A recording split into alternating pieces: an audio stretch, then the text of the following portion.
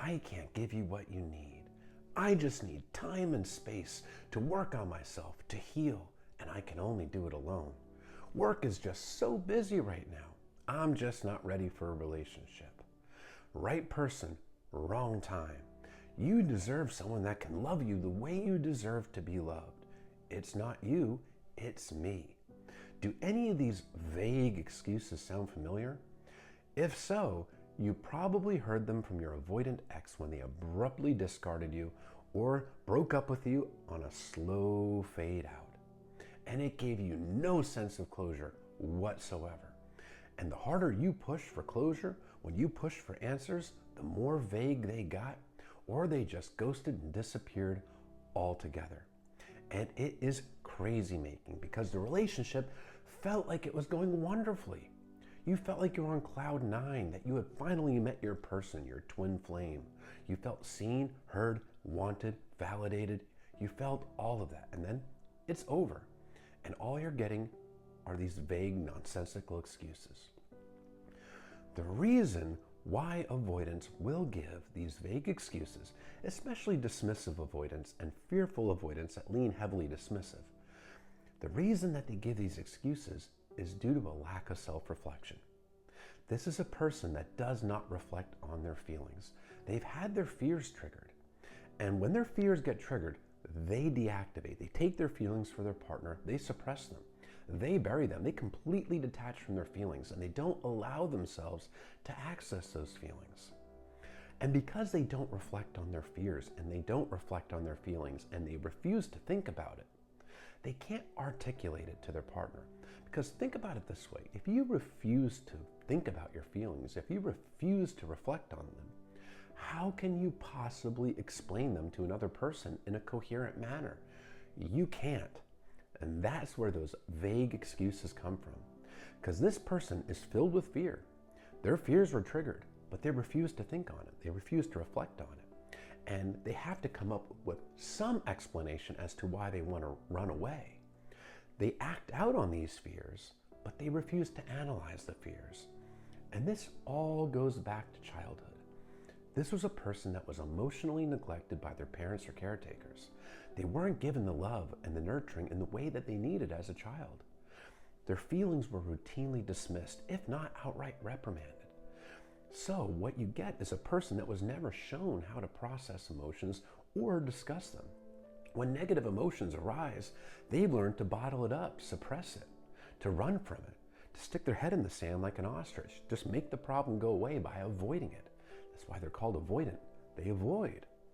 So now as an adult, this is still a person that does not face feelings, that doesn't reflect on fears. They act out of emotion. They're very emotionally reactive because when they're shutting down and running away, it is an emotional reaction. But they're just completely out of touch with why they do it. They'll even think that they just lost feelings for their partner, but in reality, it's because fear took over and they suppressed their feelings. But they'll be completely unaware of this due to a lack of self-reflection. Now, self-reflecting and taking accountability triggers a core wound of an avoidant. Because they didn't receive the love and the nurturing in the way that they needed as a child, they personalized it. A kid that doesn't receive love feels like it must be something wrong with them, that they're not lovable, that they are defective. It's a core wound of shame. Now, as an adult, if they take accountability and truly reflect on their behaviors and how it impacts others, and take accountability for it, that accountability would be confirming to themselves that they are defective. It's too painful. They can't go there.